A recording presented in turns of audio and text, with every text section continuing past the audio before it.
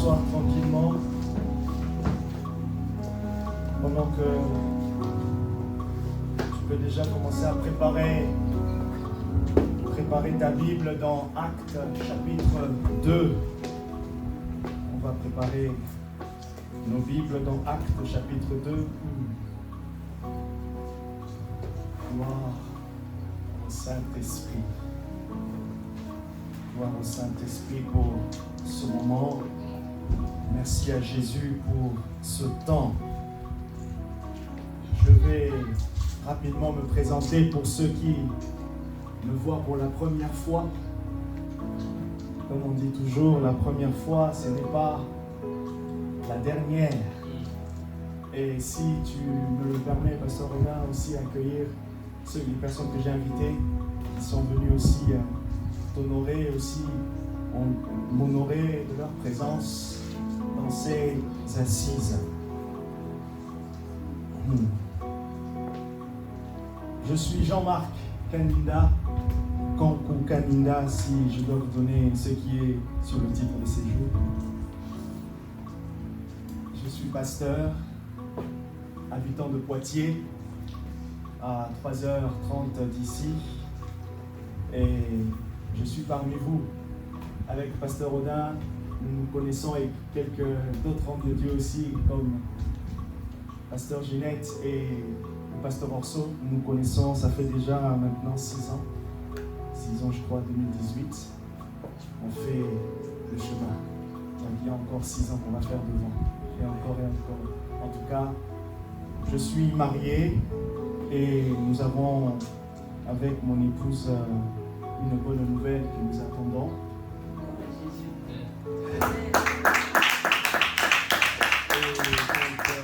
L'église se porte bien, et en parlant de l'église, j'ai une sœur de l'église qui est là, qui s'appelle Bénédicte.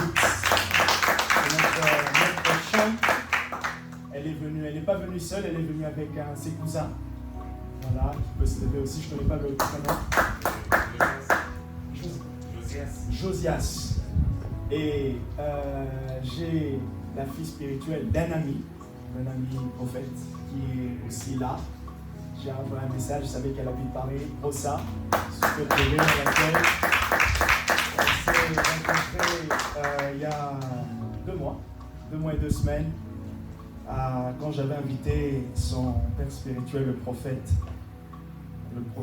David Moélé. Il devait normalement aussi passer, mais il avait un même programme durant la même période. Et je suis content de vous revoir, Pasteur Ginette, Pasteur Rousseau et toute l'église. Ceux qui n'étaient pas là, je ne veux pas dire que... Enfin, vous avez raté. Normalement, vous avez raté. C'est d'hier, vous avez raté. Mais aujourd'hui, profitez. Aujourd'hui, c'est profiter. Car vaut mieux la fin d'une chose que son commencement. Vaut mieux la fin d'une chose que son commencement. Prends ton papier, prends ton portable, ton Android, ton note, et par-dessus tout, dispose-toi simplement, dispose ton cœur à m'écouter, à écouter les quelques pensées que je me vais donner, et après, j'aimerais qu'on puisse prier ensemble, mais aussi que je puisse prier, qu'on puisse prier pour vos besoins, qu'on puisse prier pour vos besoins. Gloire au Saint-Esprit. C'est votre fille. Qu'on puisse prier pour vos besoins. Vous avez sur l'écran le titre « La gloire qui s'entend », c'est notre thème, et mon sous-thème c'est « Comme vous l'entendez, comme vous le voyez ». Comme vous l'entendez, comme vous le voyez. Actes chapitre 2, le verset 33. Comme vous l'entendez, comme vous le voyez. Le pasteur Odin a introduit le thème central en parlant, en tout cas, en expliquant les 2 mots, les 2 significations du mot gloire en hébreu ainsi qu'en grec. Donc Actes chapitre 2, à partir du verset 32 jusqu'au verset 33, ce Jésus, Dieu l'a ressuscité, nous en sommes tous témoins. Ce Jésus, Dieu l'a ressuscité, nous en sommes tous témoins. Verset 33, élevé par la droite de Dieu, il a reçu du Père, l'Esprit Saint qui avait été promis, élevé à la droite de Dieu. Ça veut dire l'exaltation de Christ. C'est quoi l'exaltation de Christ? C'est le fait qu'il a été élevé. L'exaltation de Christ, quand est-ce que l'exaltation de Jésus a commencé? Ah, c'est la bonne question. Bon, là, je suis un peu rattrapé par mon métier d'être enseignant. Quand est-ce que l'exaltation de Jésus a commencé? Ça, c'est la bonne et la grande question. Je vous laisse répondre. Élevé à la droite de Dieu, il a reçu le Père.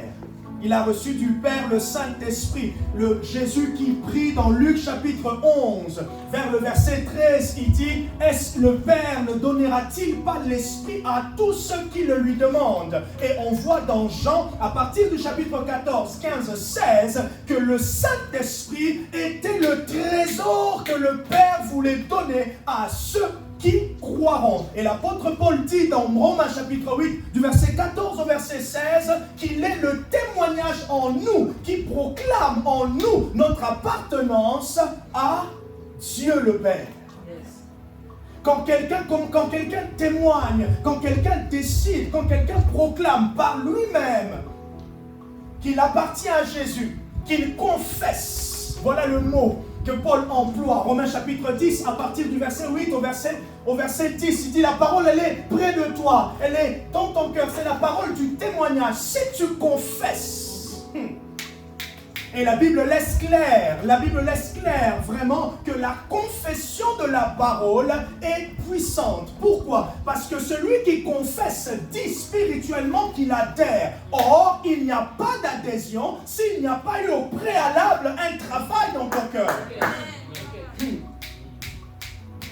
Pourquoi le Saint-Esprit agit en nous? En fait, le Saint-Esprit ne cesse de convaincre nos cœurs de notre appartenance à Dieu. Pourquoi? Parce que c'est ça l'œuvre du témoignage. Or, qui confesse veut dire qu'il est passé par la porte de la nouvelle naissance. Car personne ne peut appeler Seigneur, Seigneur, s'il n'est pas né de nouveau.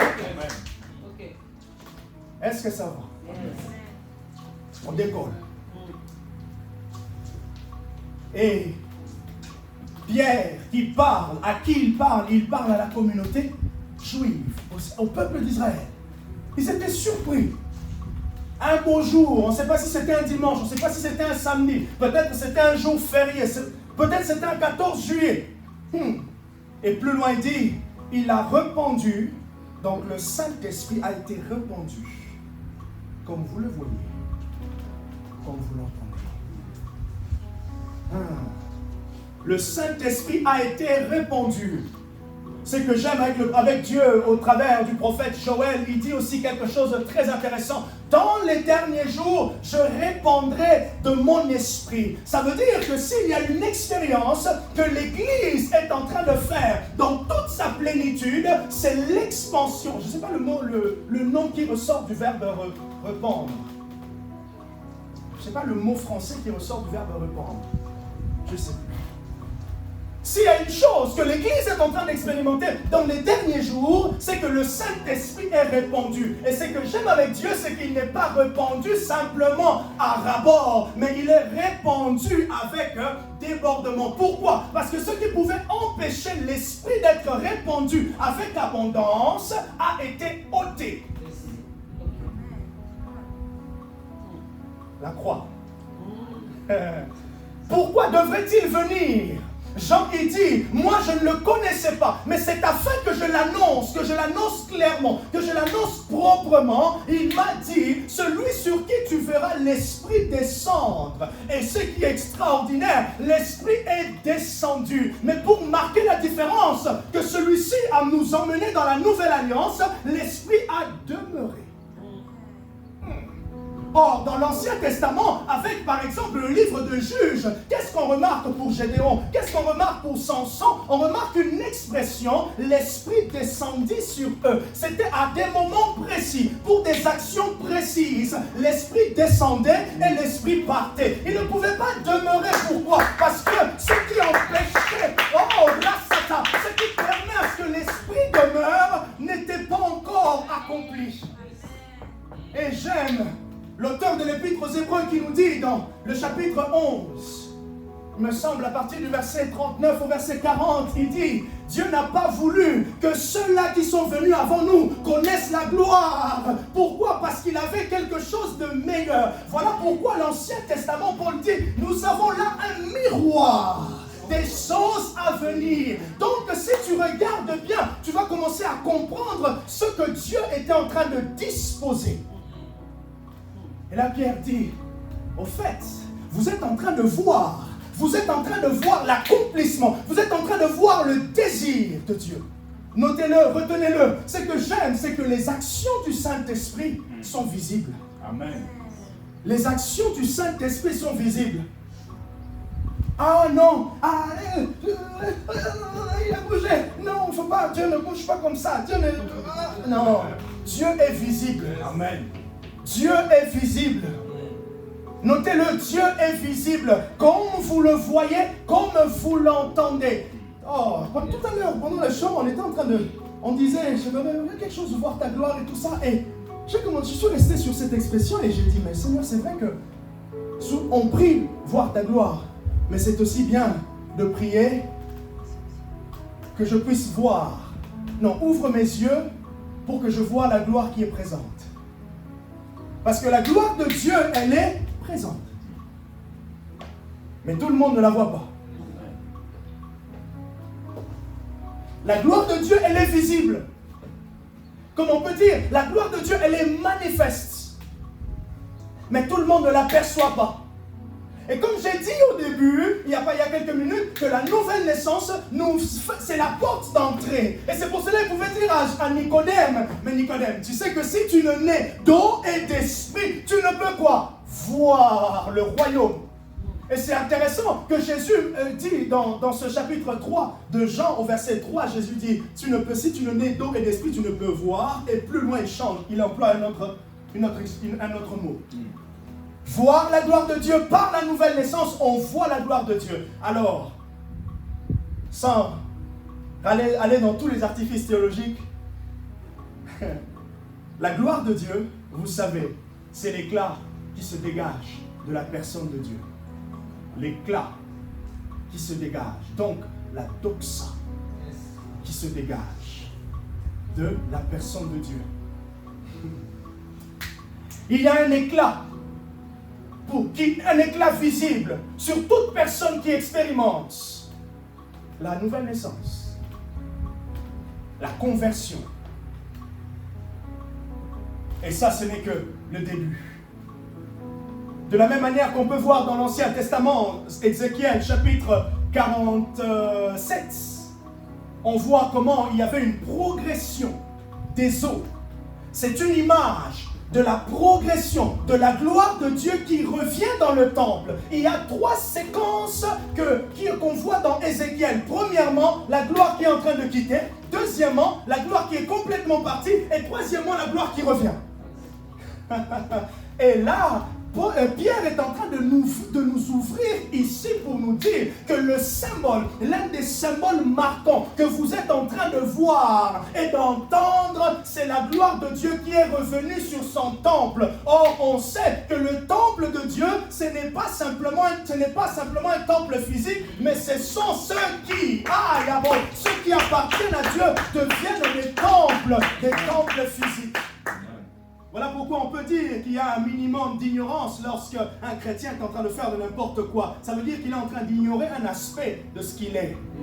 Et du temple, voilà. Il est en train d'ignorer l'aspect du temple. Ça veut dire qu'il est en train de détériorer l'affichage physique. Et Paul lui dit, est-ce que je vais reprendre les membres divins pour aller les associer? 1 Corinthiens chapitre 6, je vous laisse lire tout le chapitre. C'est le quantième exercice, quantième devoir. Deuxième. Bon, on a encore. Je suis qu'à 15 minutes, j'ai déjà donné 2. Donc 15 minutes encore, il y aura 4. 15 minutes encore, il y aura 6. Donc, après, Pasteur Rodin, on prend les copies. On va corriger. Pierre est en train de dire, vous êtes en train de voir la gloire de Dieu. Mais cette gloire avait un son bizarre. Une fois, j'ai posé la question, troisième question. J'ai posé la question aux gens. Ceux qui disent, ah non, ça c'est pas le vrai parler en langue. Je vais poser la question. Maintenant, quand tu lis Acte 2, quel est le son, quel est le parler en langue que tu avais entendu dans Acte 2? Ah non, le parler en langue qu'on a aujourd'hui, ce qui est bien en anglais, il dit, si je connais un peu l'anglais, il dit modern speaking in tongues. Le parler en langue moderne. Bon, du coup, quel était le parler en langue archaïque? Quel était le parler en langue au fait de Acte chapitre 2? Personne n'a entendu. Même Paul qui nous encourage à prier en langue, on ne sait pas, parce que nous ne lisons que les écrits. Mais maintenant, ce qui est beau avec le Saint-Esprit, il surprend toujours. Celui qui commence à ne plus être surpris par le Saint-Esprit, non, je ne m'aimerais pas. Non, je ne m'aimerais pas. Je ne m'aimerais pas. Je ne m'aimerais pas. Ce qui est, en fait, je ne dis pas que refuser d'être surpris exclut la connaissance. Non, je dis simplement que tu vas t'habituer au Saint-Esprit tout en étant prêt, mais aussi en étant surpris du fait de comment il va agir. Et là, Pierre, il est en train de clarifier les choses. Il s'est basé, quand vous lisez un peu plus loin, un peu plus haut plutôt, il s'est basé sur Joël, chapitre 2.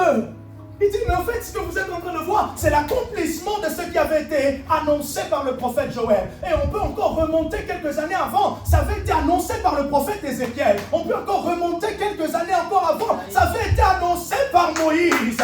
J'aimerais que tout le peuple d'Israël soit composé des prophètes. Or, là où il y a l'Esprit de Dieu, l'Esprit prophétique vient. Le Saint-Esprit est l'Esprit prophétique. Ça veut dire, il est l'Esprit qui nous connecte au témoignage instantané de Dieu. Le matin, j'étais à Saint-Pierre-les-Nemours. Waouh, j'aime bien Paris.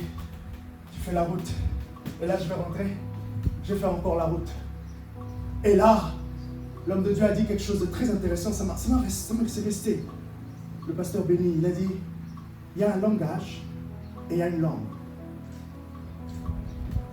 Il y a un langage et il y a une langue. Connaître Dieu, c'est connaître le langage de Dieu et non pas la langue de Dieu. Connaître Dieu, c'est connaître le langage de Dieu et non pas la langue. Parce que le langage est tout ce qui comprend, la langue est comprise dans le langage. Ça veut dire, Dieu ne parle pas français. Dieu ne parle même pas hébreu.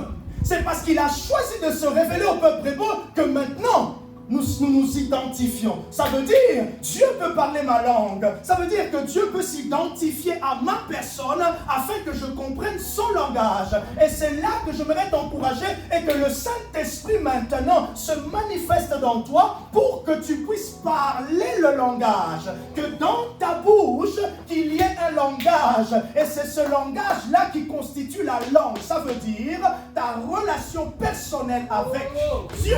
C'est ça la langue. Comment est-ce que tu communiques? Ce n'est pas Jean-Marc qui communique, c'est moi qui communique avec Dieu. C'est ça la langue. Et c'est pour cela qu'il veut dire, à certains je me suis révélé avec des langues balbutiantes.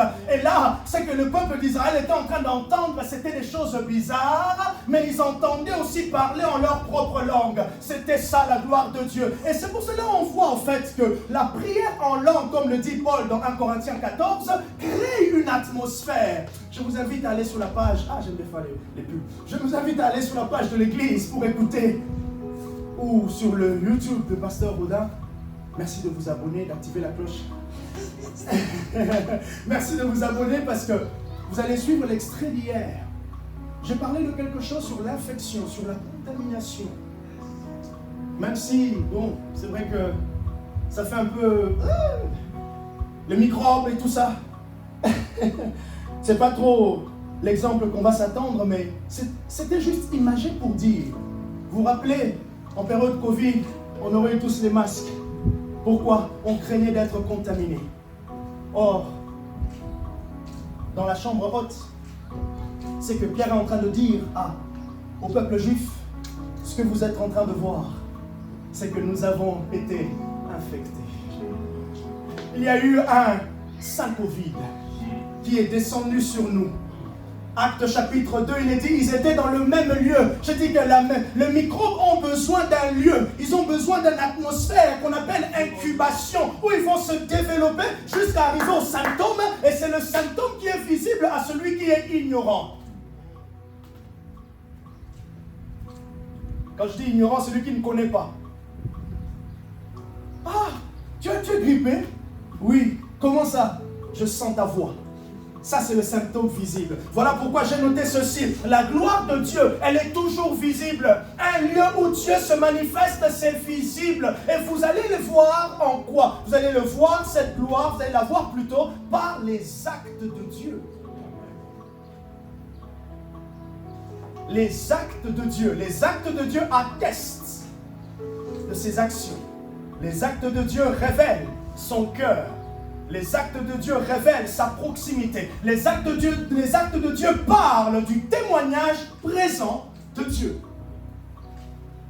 Et j'étais même content de comprendre que la Bible est simplement le récit de la gloire de Dieu. La Bible, c'est un récit de la gloire de Dieu. Alors, celui qui est en train de lire la Bible, il est en train de s'inculquer, il est en train de se placer devant un miroir, comme peut dire l'apôtre Jacques.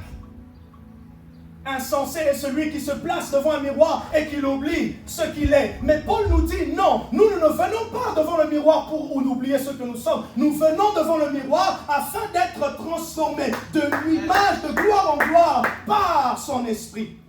Pourquoi? Parce qu'il y a la puissance de la contemplation. Celui qui se place devant Dieu va arriver par l'aide du Saint-Esprit à aller dans la contemplation. La contemplation, c'est regarder avec attention jusqu'à comprendre, à voir qu'est-ce qui est en train de se passer. Alors je vous invite, si vous n'aimez pas, mais vous pensez quand vous êtes devant un tableau artistique, là où vous savez, bon ça c'est encore mieux, on voit les fleurs, mais là où il y a juste des traits qui vont de gauche à droite, et là vous avez quelqu'un qui dit c'est beau ça. Ouh, vous voyez les détails là. Oh là là, on peut voir le pinceau ici.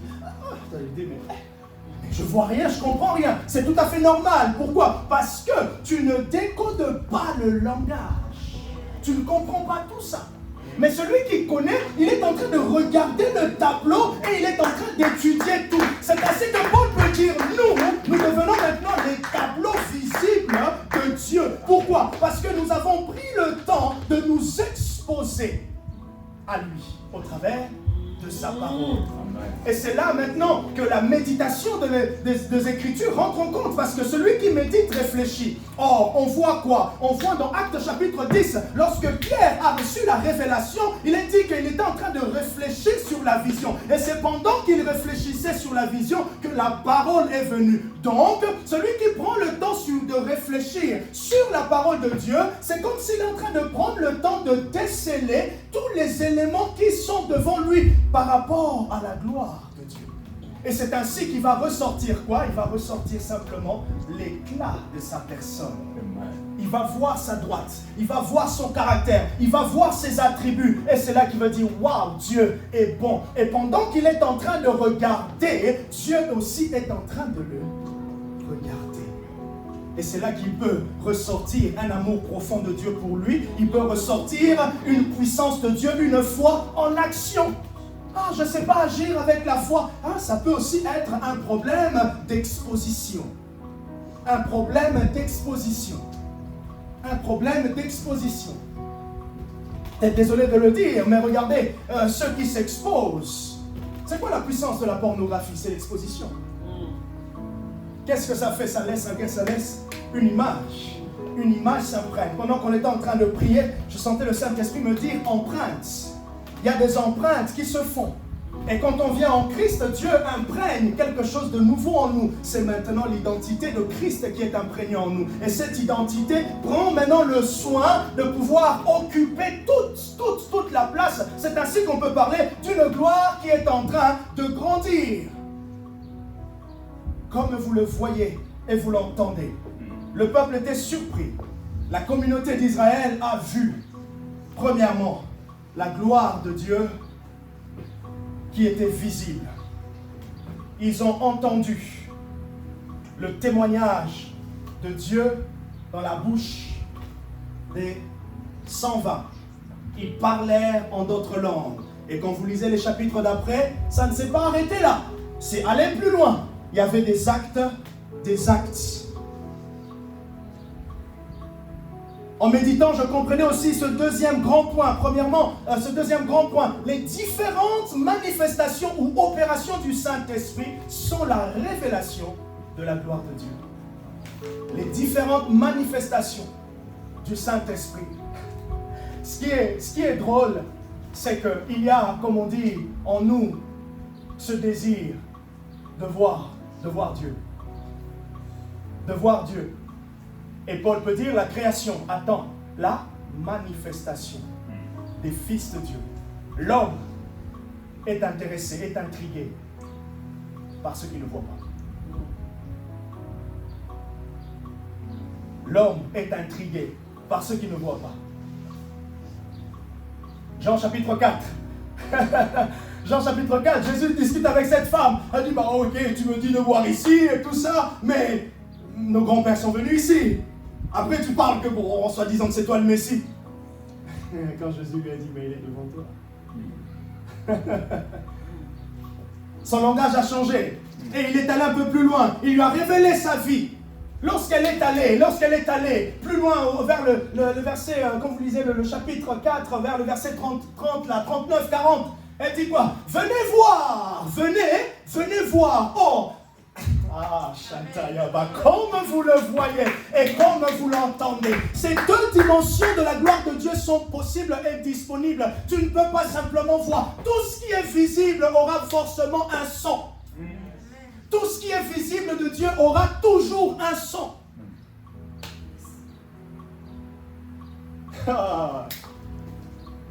Makalaskosheteli. 1 Roi chapitre 18, vous connaissez ce texte. 1 Roi chapitre 18, verset 40 au verset 44. Qu'est-ce qu'il est dit? Élie était en train de prier. Et qu'est-ce que faisait son serviteur? Son serviteur retournait pour voir. Lorsque le serviteur a vu, qu'est-ce que Élie a dit? Il y a un nuage qui annonce. Dans d'autres versions, il est dit il y a un grondement. Est-ce que le grondement, on le voit? Le grondement, on l'entend. Donc le grondement, mais en fait le serviteur Élie était en train de prier, mais l'autre était en train de voir.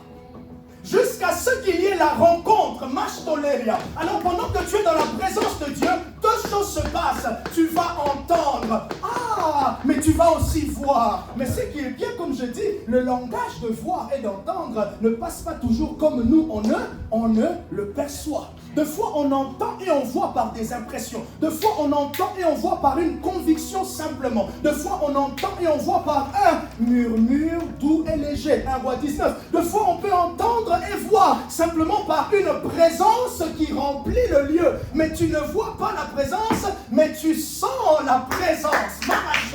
La gloire de Dieu est toujours visible et elle a un son.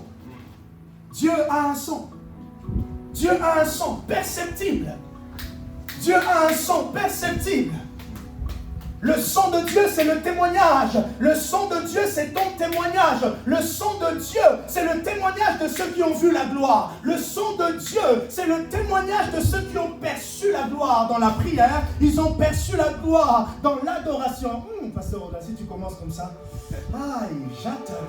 Merci. Le son de Dieu est perçu par ceux qui ont vu Dieu. Regardez ce que Jésus dit. Personne ne peut voir le Père si ce n'est passé par lui. Je vous pose la question. Comment ils ont vu le Père? Parce qu'ils avaient entendu de sa bouche. Comment ils ont vu le Père? Parce qu'ils avaient entendu de sa bouche. Mais au-delà de ceux qu'ils entendaient son témoignage, il y avait aussi de ceux qu'ils voyaient. Qu'est-ce qu'il a dit à Jean-Baptiste? Allez dire, les disciples de Jean-Baptiste, Matthieu chapitre 11, allez dire à Jean-Baptiste que les aveugles voient. Hey, on ne s'arrête pas là, on continue. Les sourds entendent, c'est suffisant. Pourquoi? Pour témoigner que le Messie est là.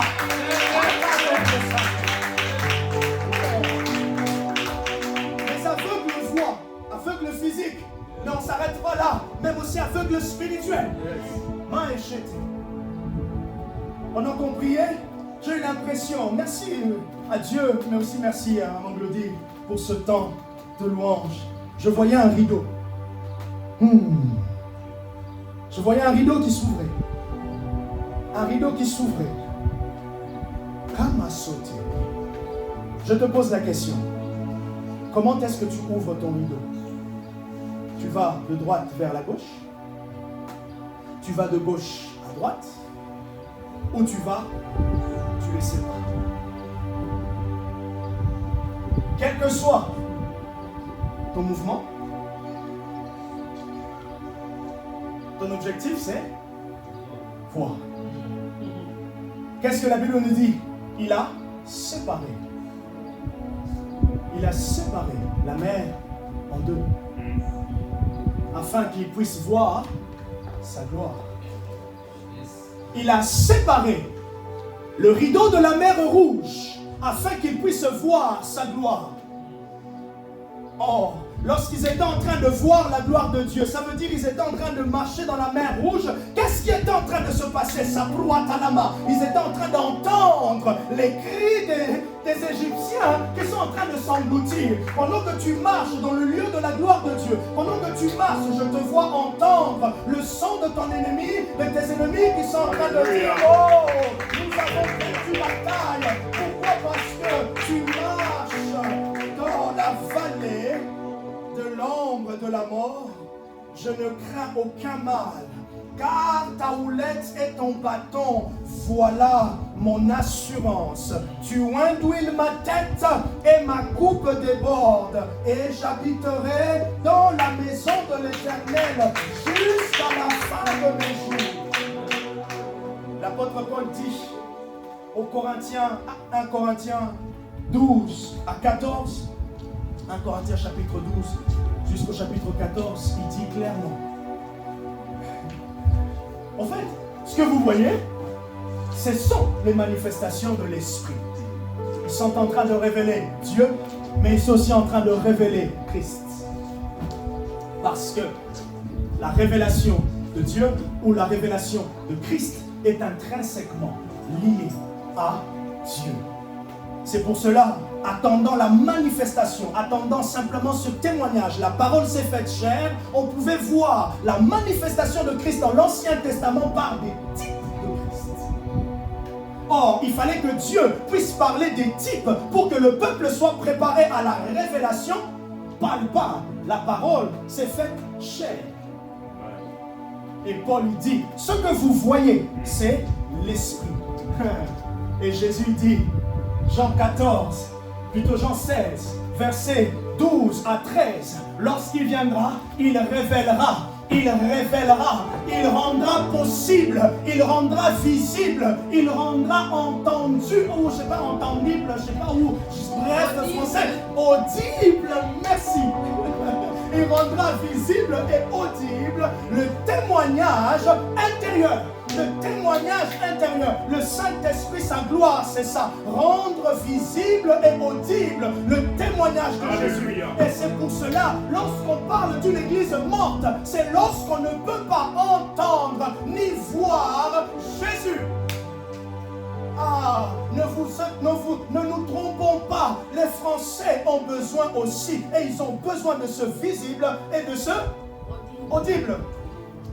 Entendible. Juste pour nous. Juste pour nous, entendible. Troisièmement, entendre la gloire, c'est voir les actes par le Saint-Esprit. Entendre la gloire, c'est voir les actes par le Saint-Esprit. Dieu me faisait comprendre quelque chose. Et là, je vais revenir par dire ces essentiels qu'on connaît.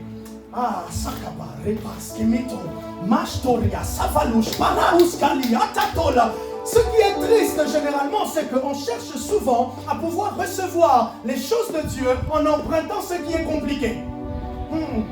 Or, on oublie que les essentiels pavent le chemin vers la gloire. On cherche toujours ce qui est compliqué. Même Dieu, pour se révéler à nous, il n'est pas passé par des choses compliquées. Il a fait les choses simples. Oh, vous êtes des éleveurs, ok, vous savez tuer les animaux, d'accord, on va tuer les animaux avec un symbole et une signification. Oh, ok, tu es agriculteur, ça marche. Un semeur sorti pour semer. Ça te parle? Jésus a parlé le langage de Dieu pour leur permettre de s'approprier sa langue. Les essentiels nous pavent le chemin. Les essentiels. Lorsque tu pries, entre dans ta chambre. Lorsque tu pries, rentre dans ta chambre. Les essentiels, que ce livre de la loi ne s'éloigne point de ta bouche, médite-le jour et nuit. Les essentiels. Le jeûne et la prière, les essentiels qui pavent le chemin de la gloire de Dieu. Ah, vous attendez à 4 principes, c'est ça, je vous le donne. 10 principes, 12 principes pour expérimenter la gloire. Oui, je pouvais le donner, mais on reviendra sur les essentiels. Les essentiels qu'on ignore sont ceux-là qui nous conduisent plus loin avec le Seigneur. Alors, à partir de cet après-midi, ne l'ignore plus les essentiels, ne l'ignore plus ce temps. Oh, j'étais triste de remarquer que certains, ils prient, ils connaissent, ils ont déjà expérimenté en langue, les parler en langue, mais ils ne prient pas en langue. Ils ne prient pas généralement en langue, mais ils cherchent à pouvoir sentir cette gloire. Ah, Shatayama, je suis converti, j'avais 11 ans. Là, aujourd'hui, j'aurai 35 dans 2 mois. J'ai commencé à servir Dieu 4 ans après, 15 ans. J'expérimente la puissance de l'esprit. Le parler en langue, c'est régulier. La puissance de l'esprit. J'arrive ici en France. Le parler en langue, il devient comme, vous savez, comme une voiture qui perd les bougies. Tchac, tchac, tchac, tchac. Je n'ai même pas fréquent. Je parlais très rarement. Jusqu'en 2018, un ami, il priait, Dieu lui dit, va dire à Jean-Marc de reprendre le parler en langue. Et j'ai commencé à y penser. Et c'était triste de remarquer, un peu plus tard, que certains, ils ne pensent même pas dans sa journée de prier en langue. Ils ne pensent même pas de parler à Dieu en langue. Ils ne pensent même pas d'aller explorer. Ce que j'aime avec Dieu, c'est qu'il est aussi un trésor qui demande le désir d'explorer. Si tu développes le désir d'explorer, explorer Dieu, c'est la soif. Heureux ceux qui ont faim et soif de justice. J'aime le mot anglais qui dit righteousness. Or, cette justice, ce n'est pas la justice avocat.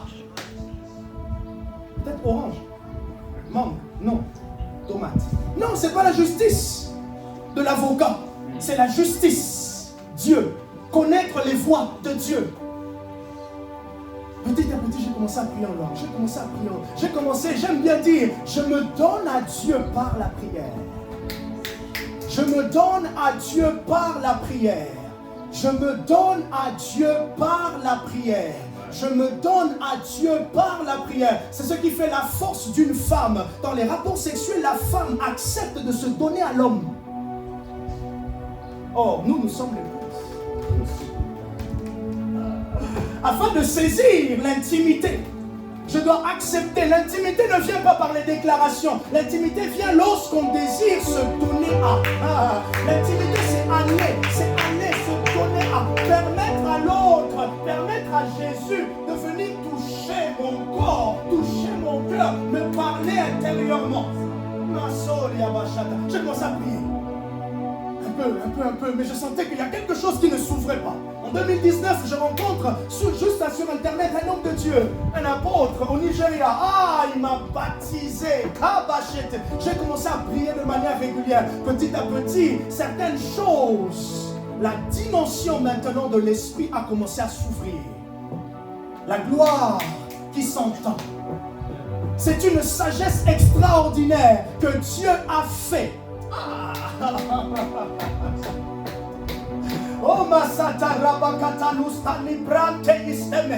Juste quelques minutes, quelques secondes. Seigneur, Jésus, Jésus,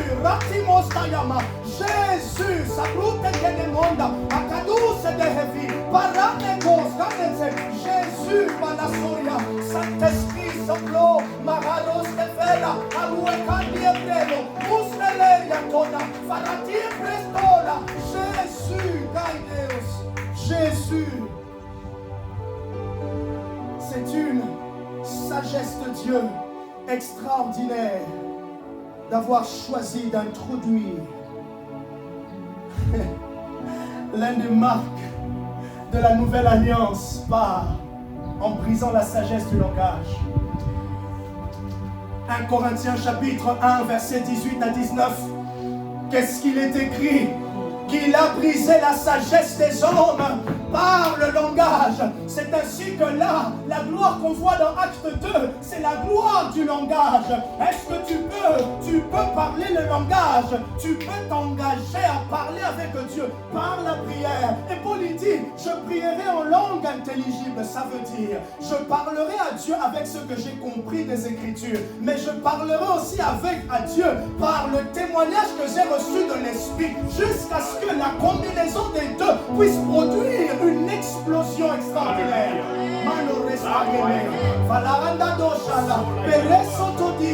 Jésus, nous te bénissons parce que tu as choisi de confondre, parce que tu as choisi de libérer. Le premier témoignage de l'évangélisation au travers de la prière en langue, tu as confondu la sagesse des sages, tu as confondu la sagesse des juifs par le témoignage du langage. C'est pour cela notre terrain d'apprentissage, c'est le langage de Dieu. Parce qu'on a un bon de comprendre. Oui, c'est vrai, il y a peut-être le problème, ce n'est pas ta prière, ce n'est pas ta compréhension, ta consécration, mais c'est le problème que osons percevoir le langage en Zambé, pas la tous.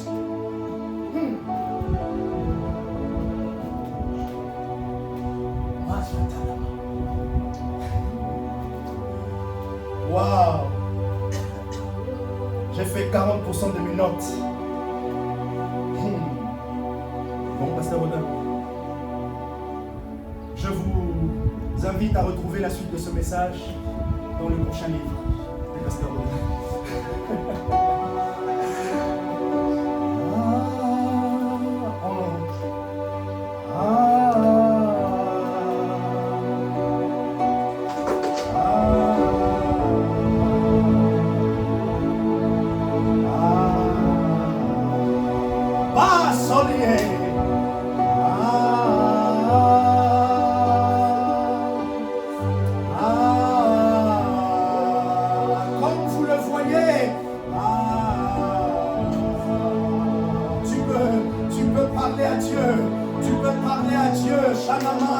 Est-ce qu'on peut se lever et parler au Saint-Esprit?